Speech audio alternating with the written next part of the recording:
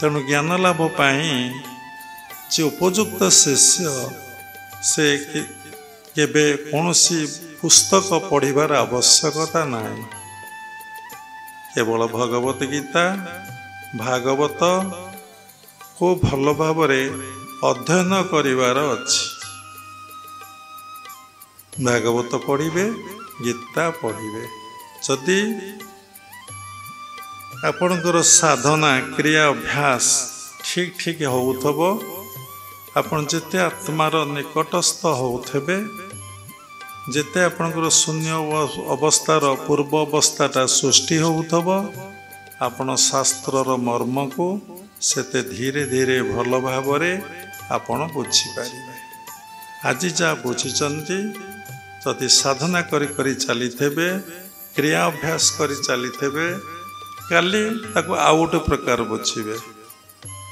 पुणी जदि साधना रे सबु बळे मन रही थबो आपण आउ गोटे गोटे प्रकार बुझिबे। तेणु बहुत बेटर मो मतरे आमे दीर्घ 40 वर्षर साधनार अनुभूति अनुभवर कथा आपण मानकु कहूचु। कौनसी शास्त्र पढ़िबार आवश्यक नहीं। शास्त्र अध्ययन करा जाउची अलग लोक बुझिया पई अलग लोक को कहिबा पई अलग लोक को सचेतन करेबा पई। जदि साधना पई आपनकर व्याकुलता अछि क्रिया अभ्यास पई व्याकुलता अछि एवं साधनार सर्वोच्च शिखरे पहुँचबार आवश्यकता अछि ताले गुरु आपण पई यथेष्ट। गुरु जो उपदेश देवे जो एडवाइस देवे जो निर्देश हमको देवे ताको संदेह और संशय न करी आमे से कथा पर विश्वास रखी श्रद्धार सहित जो कौशल देइथेबे ताको जदि आमे पालन करिबा ताहेले आमे साधनार खूब कम दिन भितरे शीर्ष स्तर रे आमे पहुँची पारिबा। किंतु मनीष भितरे जो संस्कार रही जाको आमे वृत्ति कहूचे से वृत्ति गुड़िक एते दूर पावरफुल एते दूर बलवत्तर एते दूर शक्तिशाली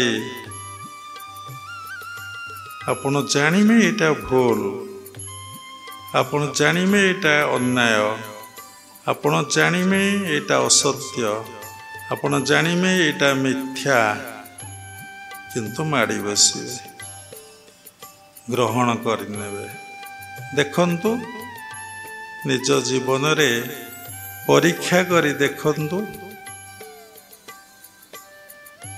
जानिचंती भगवान सत्य जगत मिथ्या किंतु ए मिथ्या पछरे ए जीवनटा दौड़ी चलीची मिथ्या को कलेक्शन करिया पाई केते व्यस्त केते व्याकुलता अनित्य पाई असत्य पाई मन जेतिकी धावमान होउची जेतिकी प्रचेष्टा करूची जेतिकी उद्यम करूची जेतिकी राति अनिद्रा होउची एवं देह उपरे जेते अत्याचार करूचे समस्ते में देह पर अत्याचार करूचे बुझे कहले बहुत समय जीव जहाँ खाइबा कथा नुहे ता ग्रहण कर नौचे जहाँ करबा कथा नुहे ता करूचे जेतिक समय परिश्रम करिया कथा अधिका समय परिश्रम करुचे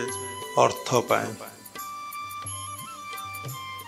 जेति समय भगवत चेतन रे समय काटिया कथा सेति समय आम न काटी आम कौन करुचे ना शरीर पर अधिक समय आम दौचे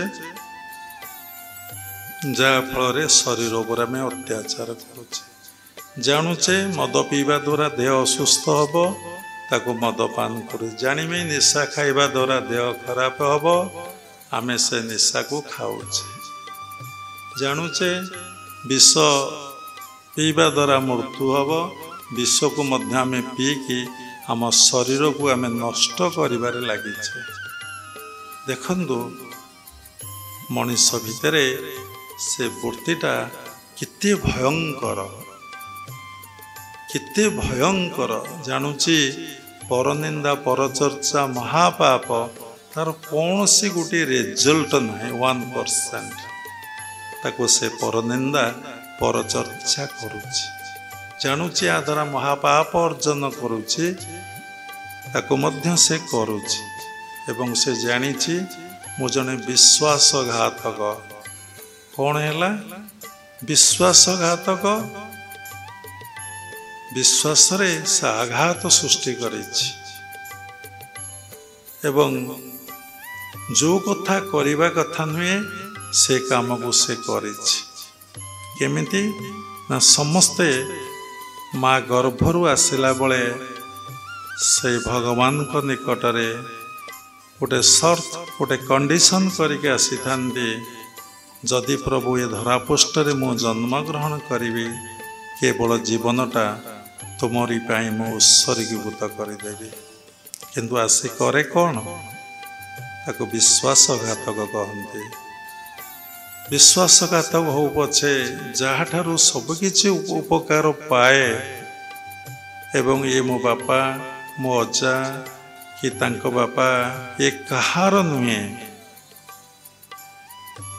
ये पंचभूत ये कहार नुहे, ये फल फूल पुष्प जहाँ भगवान को सृष्टि आपन देखुचंती ये सबकिछि ईश्वरंकर बा भगवानकर ए बोध हुए नहीं। गोटे बड़ कथा से आम भितर रही श्वास प्रश्वास टाणुचंती, सेतिलागि आमे जीवंत, सेतिलागि आमे संसार को उपभोग करुचे। भोग करिबा परिवर्ते आमे संसार को उपभोग करुचे, किंतु से भगवान को प्रति आमर कृतज्ञता जम्मा नाई।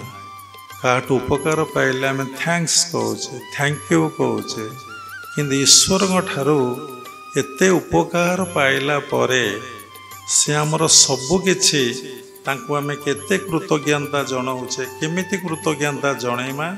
मनरे प्रश्न उठे, हे भगवान, हे ईश्वर, सबकिछि तुमर, सबकिछि तुमे। केते थर आमे हाथ जोड़ी भगवान को ये कथा कहूचे, केते थर आमे ये कथा भगवान को दिन भीतर आमे कहूचे।